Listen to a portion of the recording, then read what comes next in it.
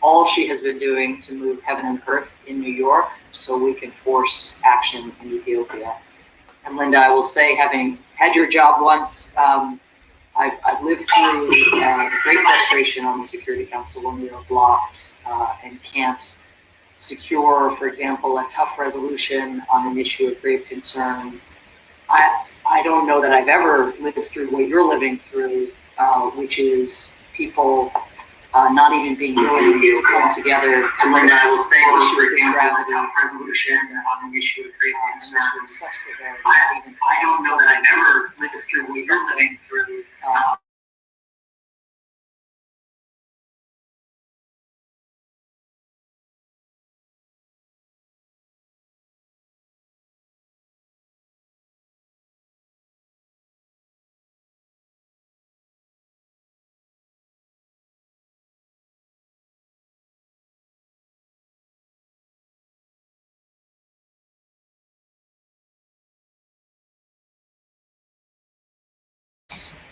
Even one, again, the scale and scope of the catastrophe we face in Tigray, to get lost in the scale of the suffering. So I want to start by sharing with you the story of a Tigrayan woman I'll call Atsede. Atsede is 35 years old, a mother of 4 children who is now pregnant with her 5th, who lived in Tigray. On November 9th of last year, her neighbor came to her to warn her that armed groups allied with the Ethiopian government were close by. But by the time the soldiers arrived the next day, it was too late. She tried to flee, separated from her family, but soldiers captured her and put her on a bus. She was taken to a nearby village where a week later more soldiers arrived and more chaos followed. Soldiers began calling out names of the captured Tigrayans, separating the men and women and sending them off to yet another village. But Atsede's name was not called. Instead, after the buses departed, she was left behind with several other women, tied up to a pole, and this young woman, separated from her family, was raped by 5 soldiers before passing out in the trauma. Atsede's story is heartbreaking, but it is not unique. Since the conflict erupted last fall between forces of the Tigrayan People's Liberation Front and those allied with the Ethiopian government, reports of the systemic attempt to use rape and gender-based violence as weapons of war have been almost too grim and too bright to bear. The scale of those crimes and the reports, the soldiers' conduct and testimony suggest that the Ethiopian military, together with their allies in the Eritrean military and forces from the Amhara region, have launched a campaign to shatter families and destroy the reproductive and mental health of their victims. And many survivors have nowhere to turn for help.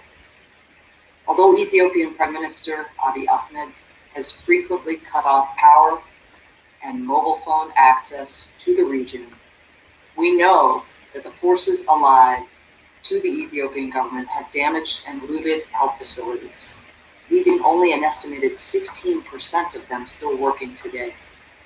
Soldiers have also razed factories to disrupt the local economy and even damaged some of the oldest mosques and churches in all of Africa.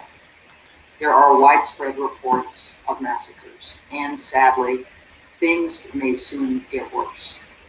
As we've heard, a famine is looming in Ethiopia, the first in over 30 years, threatening the lives of hundreds of thousands. In fact, it may have already begun. An estimated 5.2 million people in Tigray are in desperate need of food assistance in a state of just 6 million people. And hundreds of thousands of them are facing catastrophic food insecurity. Make no mistake, again, as has been said, this famine is man-made. In addition to destroying critical cultural and economic infrastructure, the armies of Ethiopia and Eritrea have laid waste to Tigray's food supply. In order to feed their families, farmers need to plow their fields and sow seeds ahead of the annual June rains, which are beginning now. But the government of Ethiopia's military allies have burned and looted seeds and farm equipment, and slaughtered oxen to ensure that the fields lay fallow. So determined are they to eliminate livelihoods that some have reportedly crushed baby chicks under their boots. These same forces have threatened, intimidated, detained, and even killed aid workers attempting to feed the hungry. I spent much of yesterday speaking with the leaders of humanitarian organizations working in Tigray, some of whom we'll hear from in the panel that follows. Many of these individuals are veterans of decades of devastating food crises and conflicts. And yet nearly all of them told me the same thing, that the nature of this conflict, the combination of gender-based violence, widespread conflict, and the threat of starvation and famine has led to the worst humanitarian conditions they have ever witnessed. It is time, it is well past time for action. In 2019, Prime Minister Abiy was awarded the Nobel Peace Prize for his work to end Ethiopia's long-standing war with Eritrea.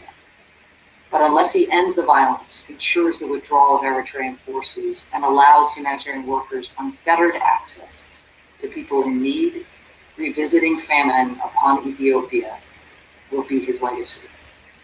The United States recently announced visa restrictions and limits to economic and security aid to the government of Ethiopia, a serious step against a long-standing partner. And yesterday, we announced $181 million in new humanitarian aid, bringing the total that we've supplied since the start of the Tigray crisis to nearly $500 million. But none of this is enough. More resources are needed. And condemnation requires a chorus. That's why today's event is so important, so that we can all speak with one voice about our commitment to the people in Tigray, so that we can demand together that Prime Minister Abiy bring an end to the suffering in the region.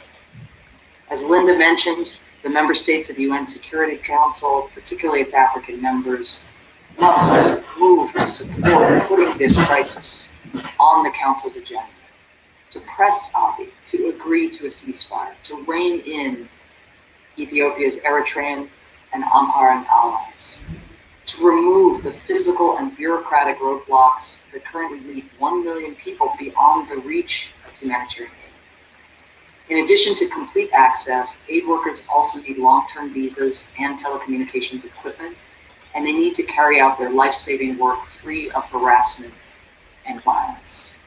And ultimately, all parties involved must agree to a negotiated peace that finally ends this catastrophe. My colleague Jeff Feltman, our special envoy, will speak to this at the close of today's proceedings. Atsede, the young woman I spoke to you about, has luckily reached safe harbor. She's currently in a facility in Tigray run by Save the Children, where she can receive the medical attention and psychological care that she needs. But she, like many of Tigray's residents, is adrift, unsure of where her husband is and whether all her children are accounted for. She's also about to deliver a child on her own. As she put it, I assume my husband and 2 other children are in Sudan, but they may also be dead, she said. I don't know. I don't know. All of us here today, we will never get to say we don't know. We know what is happening in Tigray, despite the complex nature of the conflict and the attempts at obfuscation by the Ethiopian government. And with that knowledge comes a duty to do all we can to end it, for the sake of long-term peace and stability in the region, for the sake of the people of Tigray who have seen such suffering, for the sake of women like Atsede. Thank you so much. Thank you so much, Administrator Power. It's true, we can't say we don't know, but we're already getting so many Tigrayans online, and what they're saying is it's not enough just to know. The world now has to act. So thank you so much for your words. Next, we are going to our distinguished panel, beginning with Mark Bocourt, the Under-Secretary General for Humanitarian Affairs and Emergency Relief Coordinator at the UN. He has 30 years of experience leading and managing responses to humanitarian crises around the world, and previously served as the Permanent Secretary at the United Kingdom Department for International Development Visits.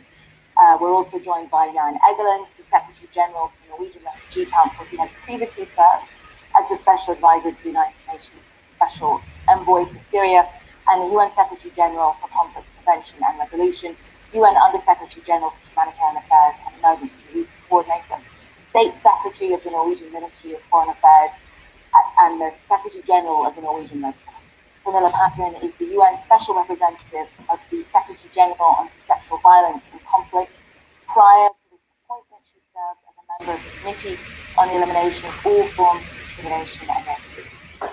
She's been a member of several high-level panels and projects, including the High-Level Advisory Group for the Global Study on Implementation of UN Security Council Resolution 135 on Women, Peace and Security, and the Advisory Panel for the African Women's Rights Observatory within the United Nations Africa.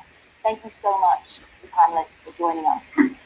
I'd like to start with Mark Lowcock.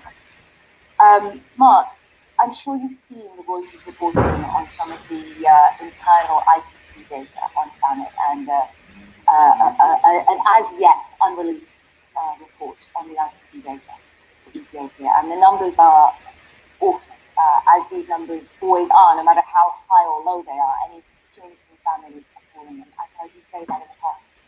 But these numbers are something in the region of 350,000. And this is the first time we've had some semblance of an actual tangible figure. There's always been a sense among aid workers that what's happening out, and that we don't know what we don't know, and how bad it is out there. So are these numbers, are they actually what you see as the 350,000 correct? And what needs to be done to stop those numbers growing?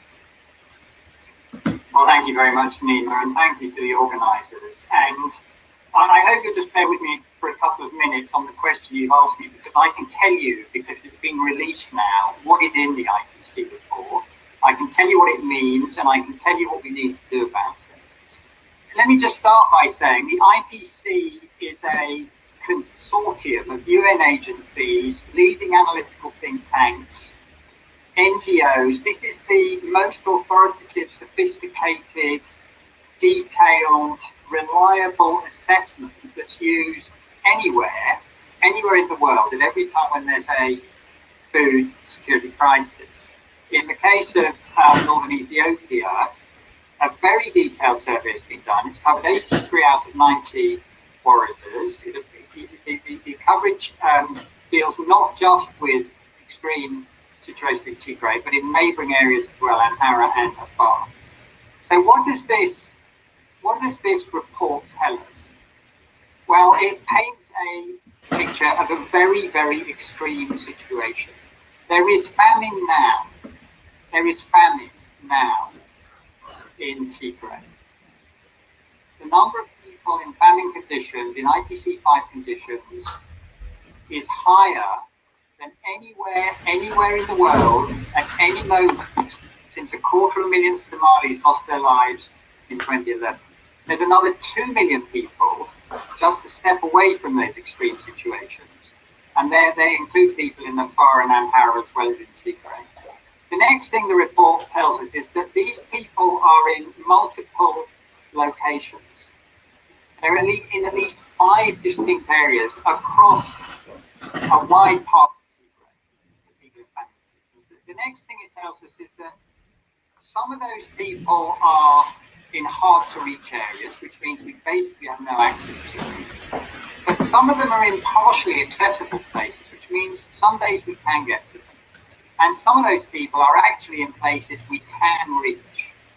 Now, those findings are very, very important, because I'm going to come on to the access problem, but already we could be reaching more of those people with current access availability.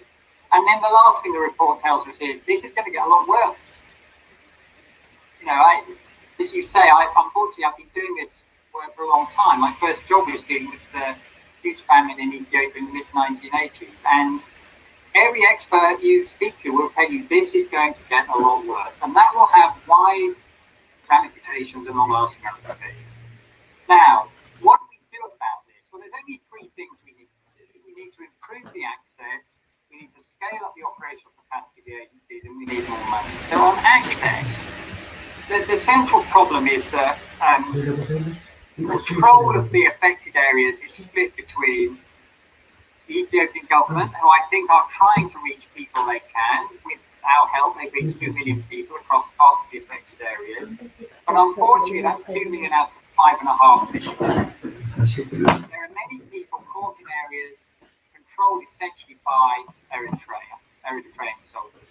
There are many people caught in areas which are under the control of Ankara militias. And there are some people, about 1 million or so probably, who are in areas controlled by Tigrayan opposition. Now, all of those groups are responsible for access violations. I can tell you, Nima, that we count every access violation, we document it, and we identify who the perpetrators are. And an hour ago, I received the latest assessment we have of access violations for the whole of the affected areas. There were 131 incidents. Incidents which involve things like the interrogation, assault, and detention of aid workers by men in uniform. Now, those 131 incidents, 50 were identified as having been perpetrated by Eritrean soldiers, 54 by Ethiopian soldiers, 4 by a combination of Eritrean and Ethiopian soldiers, 21 by Amhara militias, and 1 by Tigrayan opposition forces. So everybody, all of those groups need to improve their behaviour. I want to say something about operational capacity, because there's a huge need, because of the tragic disappearance in much of the affected areas of Ethiopia's own institutions, to scale up the operational capacity of the agencies. And Antonio Guterres, my boss, brought together all of the operational agencies on Monday. And we're working very hard on scaling up our security capability, but also our operational capability. And it's very, very important we bring in more staff and more capable staff, and all the agencies are on the case on that. And then the third thing we need is money. And thank you, Administrator Power, because the United States indeed has provided leadership. Thank you for the announcement you made in today's meeting. I do have to tell everybody that some of the most important agencies have essentially no money at the moment. So I hope the newly available money, there will be allocations including to the Food and Agriculture Organization, the World Health Organization, and the International Organization for Migration, because those agencies have capacity which can't be used because they don't have enough money at the moment. I want, lastly, if I may, Nima, just to try to say something about what a famine is and what it means when there is this kind of extreme situation. The story Administrator Power told about say, I've had many stories of people like that. But I want to tell you something about what happens to the human body in the process of starvation. When people have no body, your metabolism slows down. That's to preserve energy for your vital organs. People often become fatigued and irritable and confused. Your immune system loses strength. So as they starve, people become likelier to fall sick from diseases they might have staved off otherwise, and they die from those diseases, whether it's cholera or COVID or malaria or dengue or just the common cold. For people who manage to escape disease but find nothing to eat, their vital organs start to wither and then fail, and eventually the body devours its own muscles, including the heart. Many people at this stage experience hallucinations and convulsions before finally their heart stops. This is a terrible, agonizing, and humiliating death. It is going to happen to a lot of people unless the things I've talked about are done. And that is particularly cruel in a world like ours, where there is in fact more than enough food for everyone. This is a solvable problem, and we really have to solve it. Thank you. Thank you so much, Mark. I just want to pick up on what you need in the international community. So you need money. As you said, it's wonderful. It's wonderful to hear the announcement of more funds from the USA. You need more money. Clearly, what you're saying from everyone. But in addition to that, one of the key things that's emerged is the UN Security Council not formally putting on a public agenda. And when you speak about access, that's the kind of enforcement that has to come from the international community. We were in Ethiopia, I should say, to be very clear, we were in Ethiopia in April, and we saw for ourselves with captured Eritrean soldiers obstructing aid access. That was back in April. So, as Administrator Power was saying, we can't say we don't know, we do. What do you need from the UN Security Council to ensure that these issues of obstruction end? Well, in 2018, the Security Council passed a resolution called 2417, which instructs me and the Secretary General to tell the Council every time we're worried about a conflict leading to a major food security problem. And up to 3 months ago, I had followed those instructions on, I think, 3 occasions. And because there were 3 occasions where I thought that, and the Secretary General and I thought that was the situation we faced. Now, each time we sent the message to the Council, it's called a white paper, a white note in our jargon, the Council had an open meeting so everybody could discuss the issues. That has not happened this time. I don't understand why. I have to say, I don't understand why. What's the point of passing a resolution if you're not going to take up the powers you've given yourselves? This is such an extraordinary point you're raising. So the way that this works, you put forward the white paper, you do your job, you and your agency do your job, and the Council is supposed to have, the US Security Council is supposed to have an open meeting to discuss the report that you put forward. And on Tigray, this has not happened on the 3 occasions that you've done. Yes, I've briefed the Council privately so far on 3 occasions. I've been invited to go back for another private meeting, I understand, on Tuesday next week. And I think what the Council has always done previously is have an open meeting. It's obviously up to Council members. I mean, we are the servants of the Council. But my question to them is, what's the point of passing a resolution and asking for information if you then don't have a discussion about it? And the discussion has turned out in the past to be valuable and important, and it's helped us deal with problems because, and it's transparent, which I think is an important issue, but it's also helped us deal with the problem because Council members have talked about it in public and then in private, and they've worked out things they can do, especially on the insecurity problem and the access problem, which is, that's the biggest challenge we face now in European. Thank you so much, Mark. I think this is probably one of the last times that we're going to be seeing you speak in public. I hope we'll see you in some other capacity. But thank you so much for joining the panel today. I turn now to Jan Egeland. Jan, you've heard what Mark had to say, and from your position sitting in the NGO sector, so kind of parallel to the UN agencies, what do you think in a more broader way humanitarian organizations need integrate to help end the suffering? We've heard about the need for money. So my question to you is, do you need more money? I'm sure you always need more money. But in addition to that, what do you think we need from the international community to push for increased humanitarian access? We need a number of things, and clearly, it is urgent. But I'm also, clearly hopeful today that perhaps we will end the talk and we will start the operations now, the action now. There are thousands of humanitarian workers now in and around Tigray ready to act. It can change in the next weeks. I'm hopeful, but I'm also a little bit doubtful because you said you discussed this in April. It's 220 days since it started in November.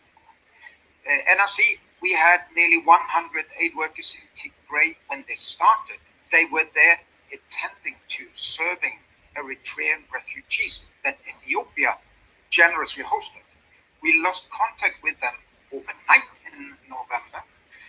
Something terrible was happening. I went myself in November end November to the Sudanese Ethiopian border and received there with colleagues thousands and thousands fleeing the violence in November, continued in December. So it's 220 days.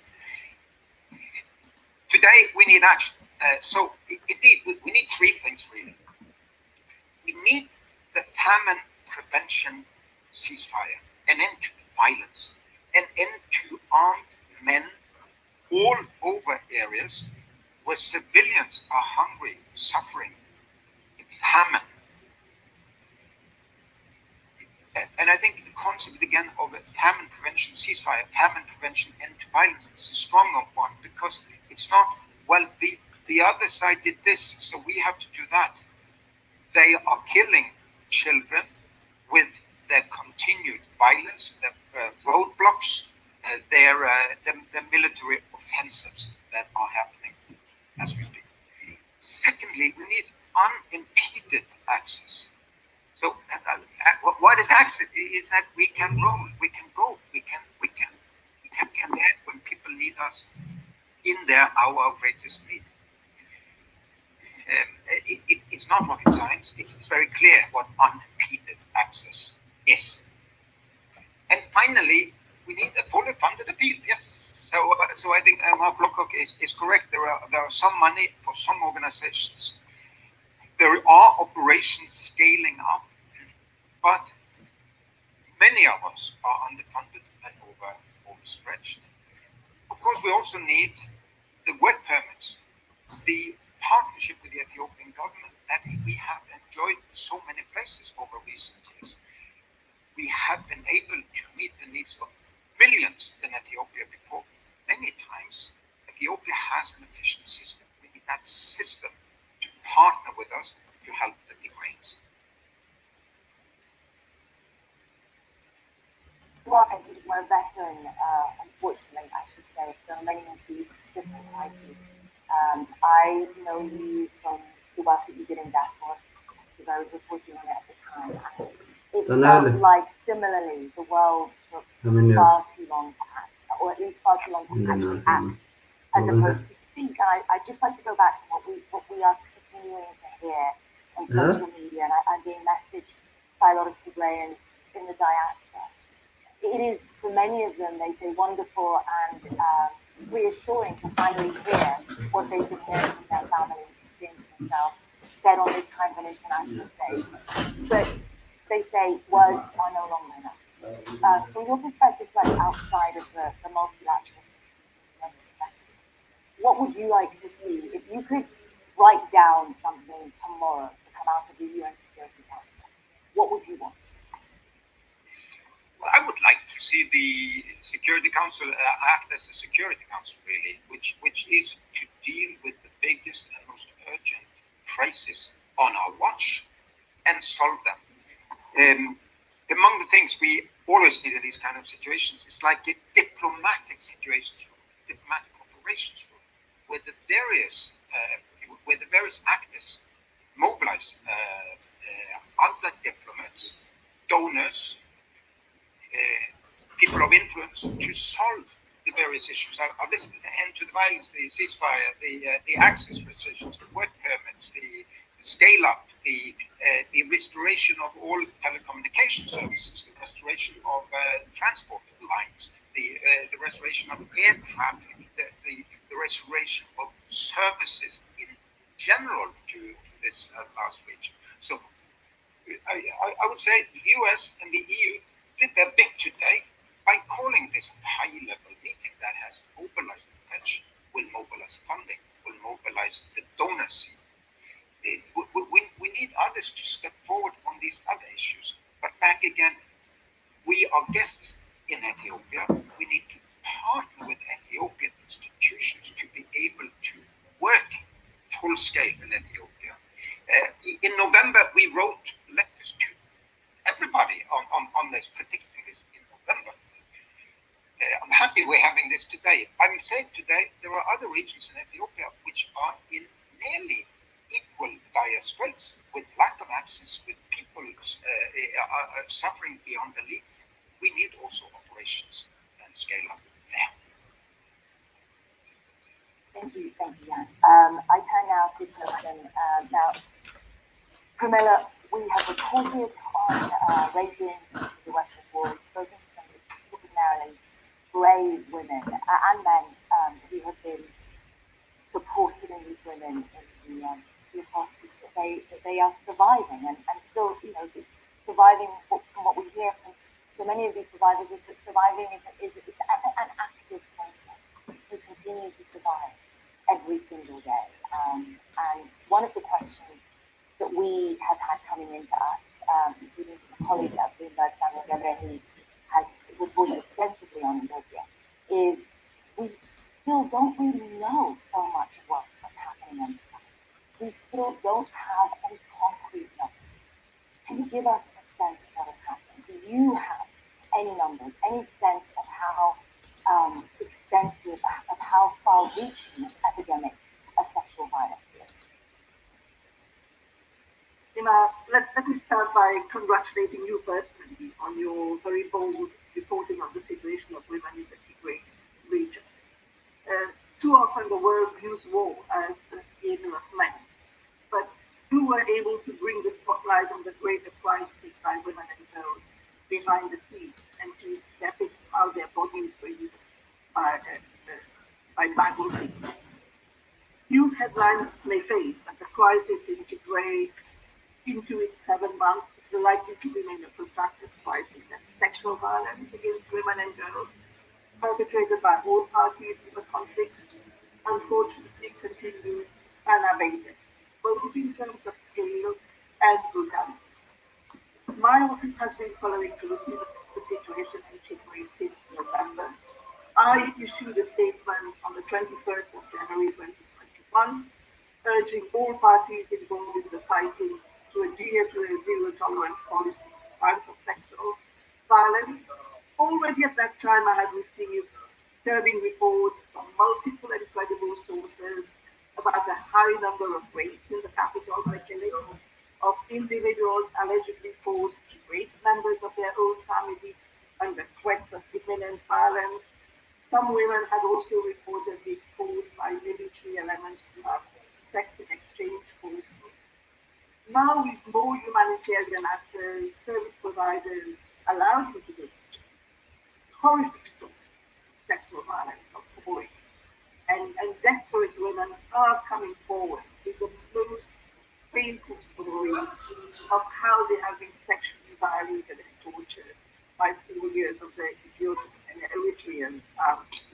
And they report rape in front of family members, including their children, relatives forced to perpetrate rape, as well as gang rape by soldiers over multiple days. And women and girls being raped are reportedly aged between 6 and 17. It is true that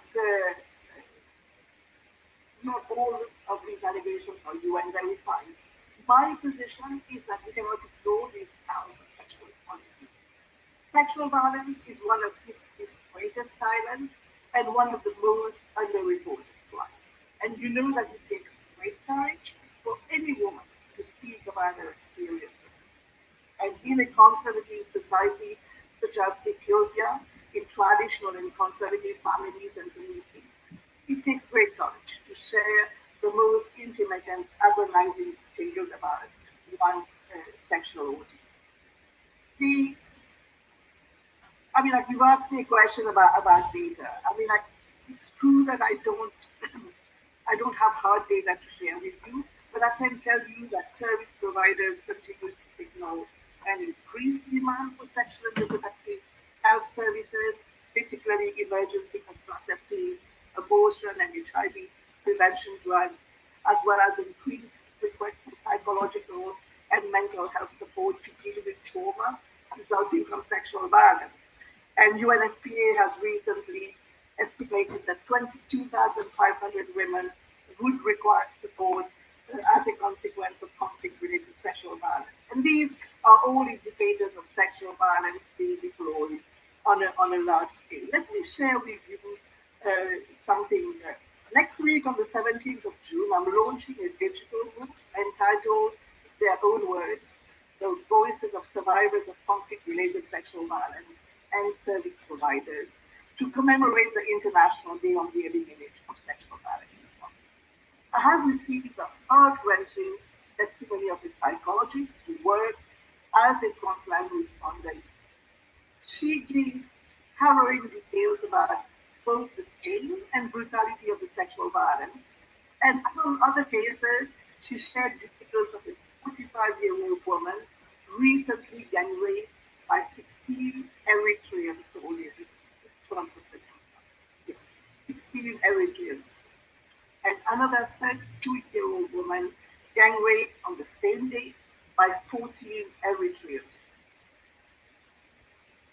Over to you. Well, I mean, this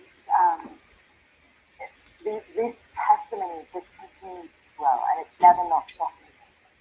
But one of the concerns that so many of these women have raised is that it is not. I mean, you had a very interesting phrase there.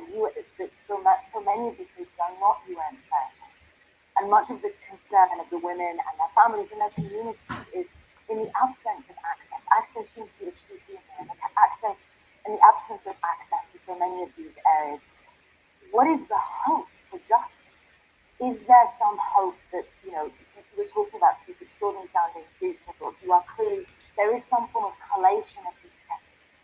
But if there is no way to pull together the evidence with regards to whatever judicial process potentially, hopefully can come, what would you say to these women who worry that justice will not come? Well, let me share with you that in terms of national ownership, it must be acknowledged that some of the incidents of sexual violence have actually been documented by the Ethiopian Human Rights Commission, whose focus on these problems is critical. For example, in its report in February 2021, the Commission documented a total of 108 cases. And the report indicated that the number of sexual violence incidents are likely to be higher and more widespread given the destruction of local structures where survivors could previously have reported violations, such as police stations and health facilities.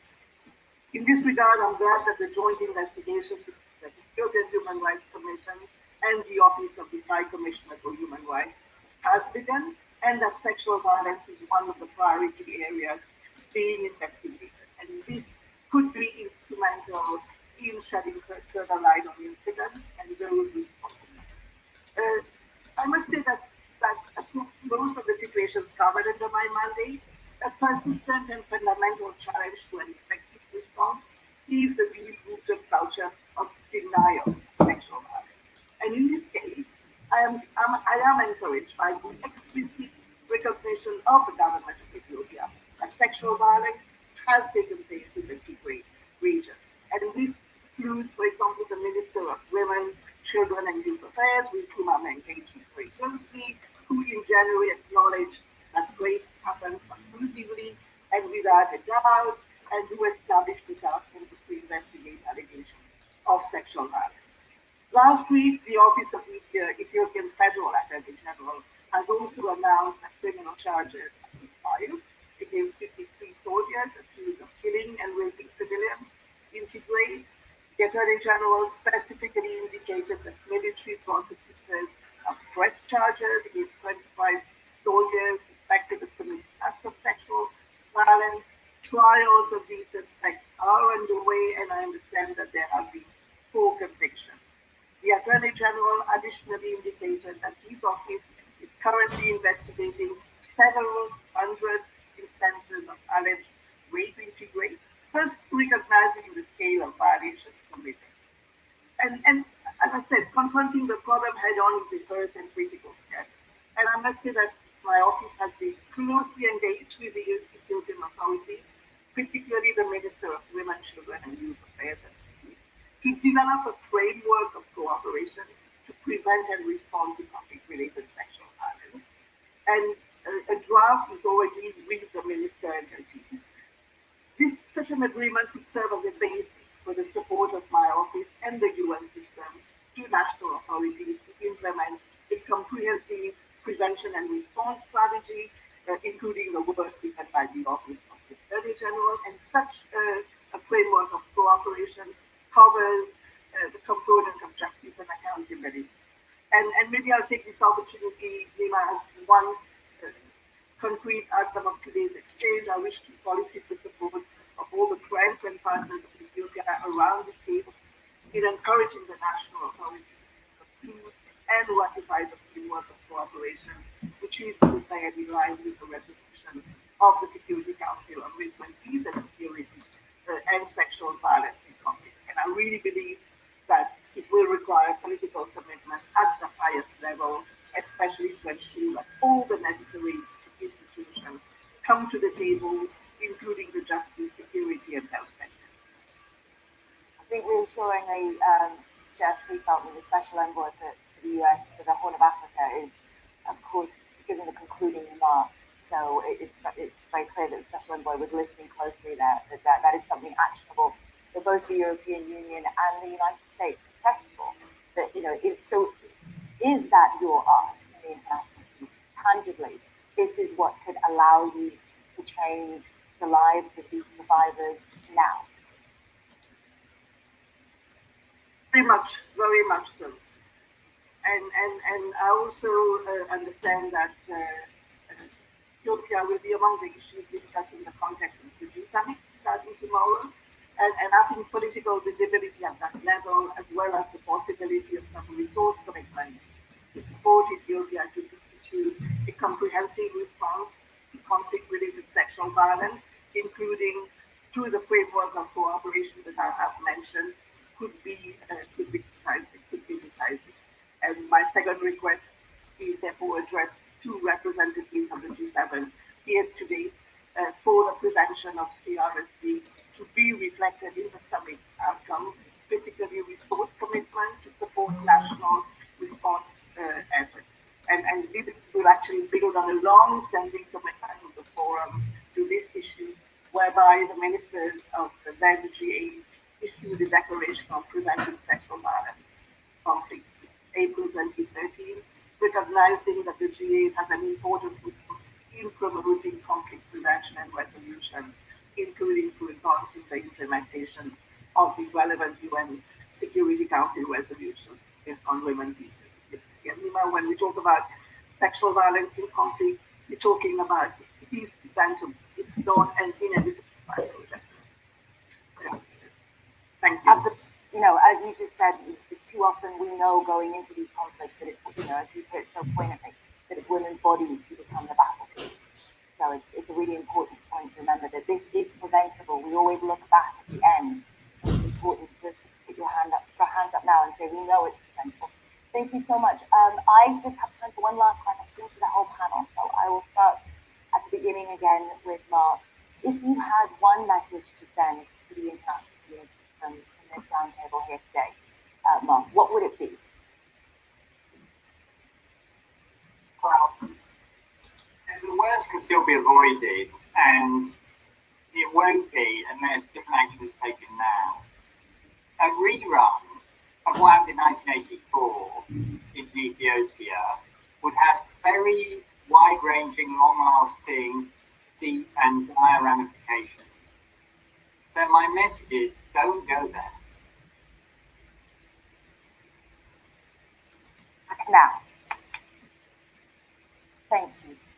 Jan, what would be your message to the world? If you had one urgent message, what would it be? It is to allow us as humanitarian workers to go to all corners of Tigray, to stay and deliver. When we talk about sexual violence and so on, which is so horrific, one of the ways of preventing it is to be there, to be witnesses and so on. So all of this now happens because there are millions who are without reach. They haven't seen a representative of the humanitarian world yet. Some have seen us every day for months. Some we haven't even been there. So enable us to do our work. Ethiopia can, as a very efficient government, the international community can unite to put pressure. And we can do it. It can change now. And then final point is, let's also remember those places we're not discussing today, where we do not have access either, and where also bad things happen. In Ethiopia, we often concentrate on only one crisis at a time. We should concentrate on all this crisis in Ethiopia and beyond. Thank you.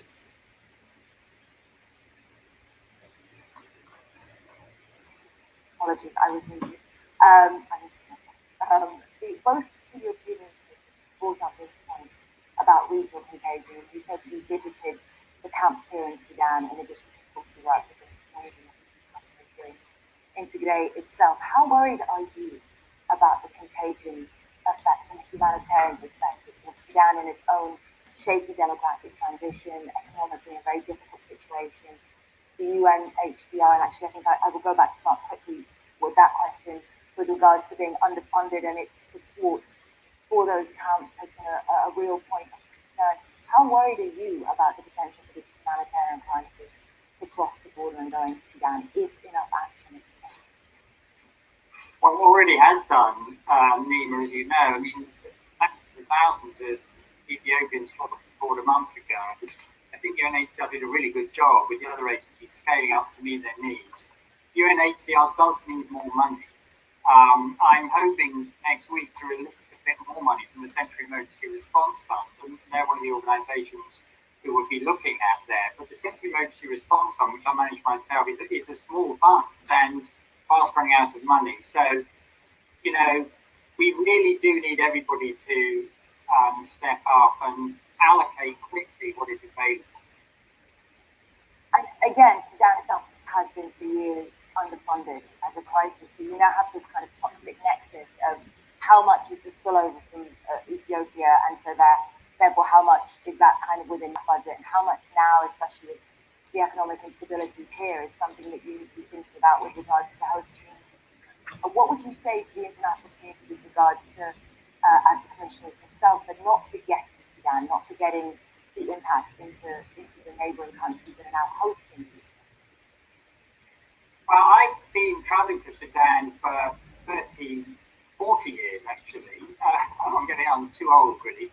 And for most of that time, Sudan was a country constantly in crisis. For the last 2 or 3 years, they've been putting themselves up to a better position, thanks to decisions by US administrations. They're now on a path to debt relief. So there is a prospect of a better opportunity and better lives for people in Sudan. But if they're dragged down by this new set of problems and by ongoing problems in Darfur and elsewhere, those hopes will be dashed. So I agree with what Jan said.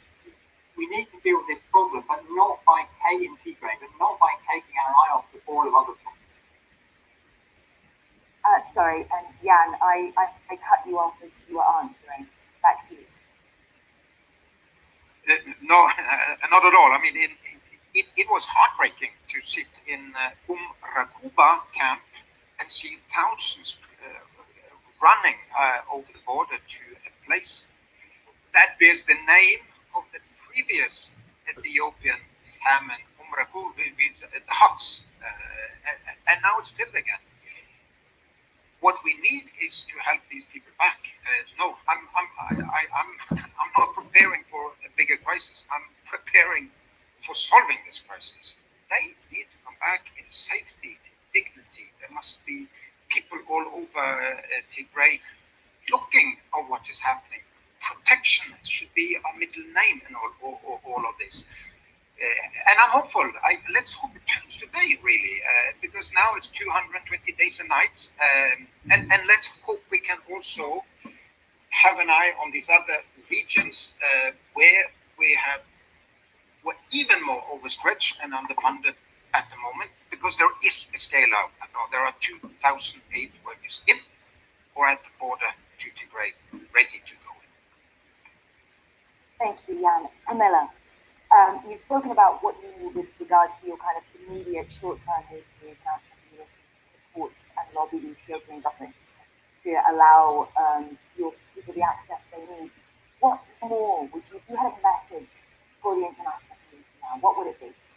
Well, first, Nima, I would really like to endorse what Jan has said, that we have to be mindful of the increasing armed conflict and intercommunal violence across the country, and the potential for further violence in Tigray, Oromia, Amhara, Benishangul, Gumuz, and in the southern nations, nationalities, and peoples region. And also want to flag that high levels of internal displacement, especially women and children who are extremely vulnerable to more sexual violence. Their continuous displacement coupled with the food insecurity and lack of basic services and shelter and sanitation further increase the risk of gender-based violence, including sexual violence, and substantial efforts are required to reach FLIDDs. The last word, I would say that words are not enough to make the suffering of women and children stop. Condemnation is important, but it's not enough to make families sleep soundly tonight and beyond in this degree. The world, the international community knows what is happening in Tigray. We do not need to wait until we are able to conduct full and thorough investigation before we act, stop, wait as a weapon of war.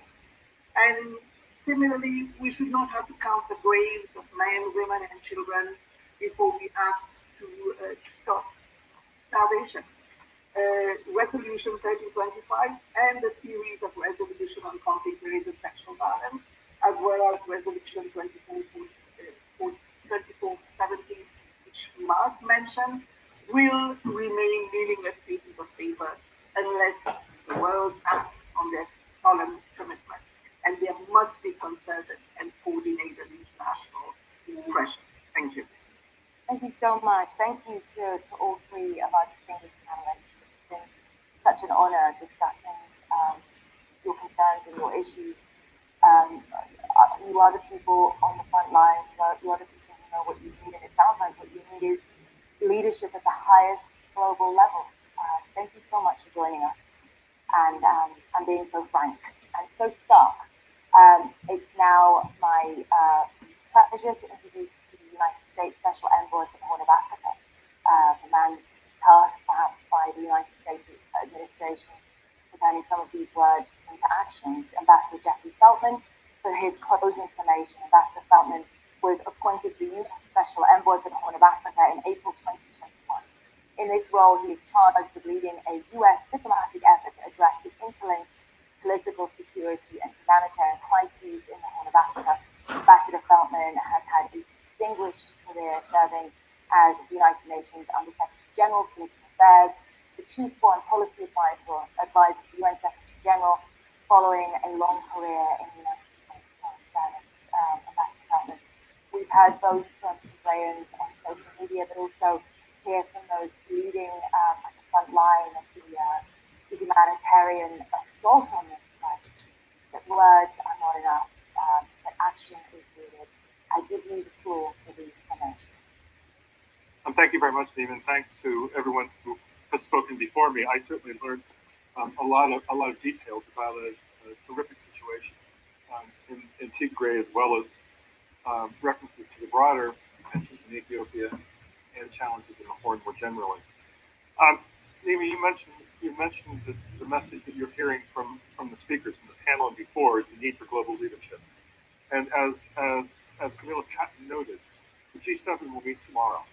Starts this meeting tomorrow, and the G7 has Ethiopia on its agenda. These are leaders who can set the global agenda for many issues around the world, and they have decided that this is a sufficiently important issue that Ethiopia will be discussed at the G7.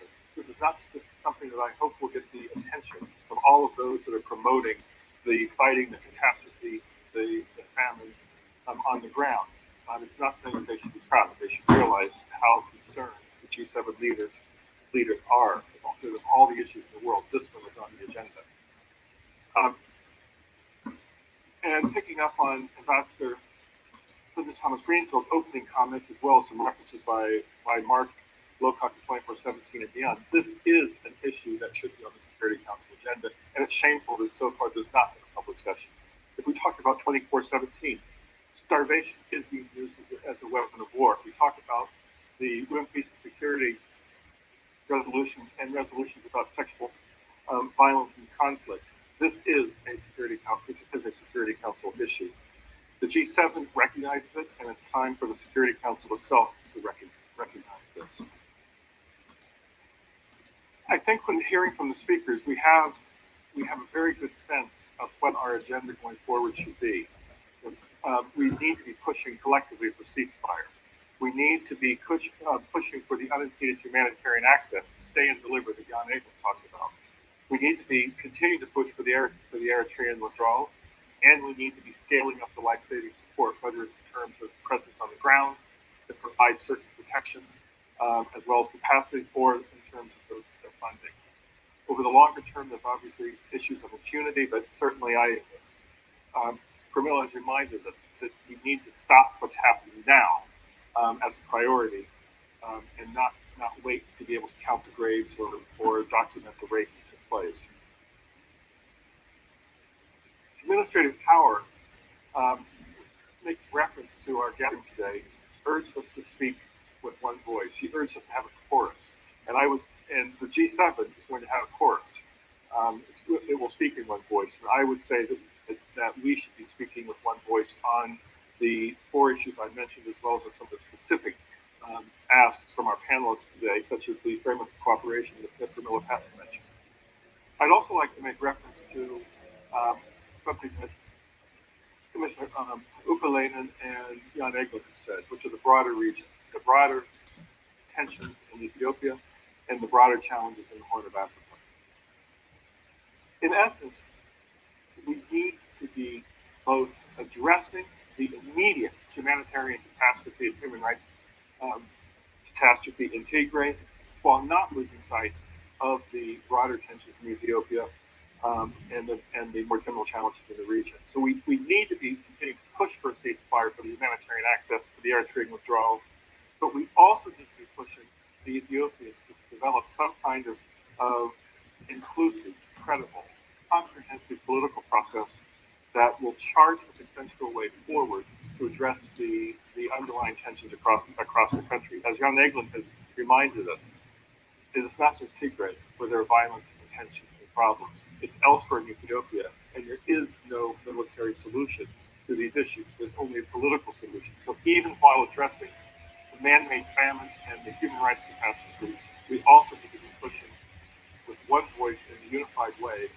the Ethiopians to work together to chart a consensual way forward to a political process, not by relying exclusively on military schemes. I've traveled in the 8 weeks or so since I've been on the job. I've done traveling in the Horn as well as in the broader Red Sea area, the countries that have influence in the Horn. I've consulted widely with representatives from countries in the G7, countries beyond the G7, with our EU colleagues, etc. And what strikes me is that our analysis of the situation in Tigray, our analysis of the situation in Ethiopia more generally, our analysis of the situation in the Horn overlaps to a large extent. Today we got a lot more detail. The information that Mark Lowcock was able to provide to us, I think, just reinforces that analysis that we already share. So it is absolutely time, as previously said, to go beyond the words, to go beyond the analysis which we share, and to come up with unified shared action to address the problems that we've identified. So I very much appreciate the fact that I've been able to listen to the speakers and the panelists debate, which enrich the information that's available to me in my own discussions with the Ethiopians, the Eritreans, and others. But this doesn't change the basic analysis that I think all of us share. So now is the time to move from analysis to action, and I think that the G7 summit today will do a lot in sort of lighting a fire under the international community to respond forcefully with funding and with unified messages to those that are continuing to fight at Tigray, those that are creating the tension and violence across Ethiopia. Thank you very much. Thank you so much, Professor Envoy, for that. That echoes everything we've been hearing both from Tigrayans themselves and from the panelists, from the co-hosts. Analysis isn't enough. Action is what's needed now. It is all that's left for me now is to thank the co-hosts, to thank Administrator Samantha Power, to thank Ambassador Linda Thomas Greenfield, to thank the commissioners, the European Union Commissioners, Yanis Zanacek and Julia O'Brien, also to thank you yourself, the Special Envoy, for giving us information remarks. Thank you so much to Mark Lowcock. Thank you to Jan Egeland. Thank you to Melissa Patton. Thank you so much for everything that you and your teams on the ground are doing. And that I received one message just as we were closing up, and it is a really desperate plea on behalf of so many of those who are watching today, who have been following online, that this cannot be yet more true. That what has been heard today, what we've heard from those whose humanitarian workers, whose agencies are on the front line, like Mark, like Jan, like Camilla, those humanitarian workers who themselves are taking huge risks, that they will be supported in addition to support for people in Tigray. So many people have said that they do not believe that they and their families can survive any more global inaction. So thank you so much, everyone, for joining me today as the host. Thank you for your comments online, and thank you, everyone. Have a lovely rest.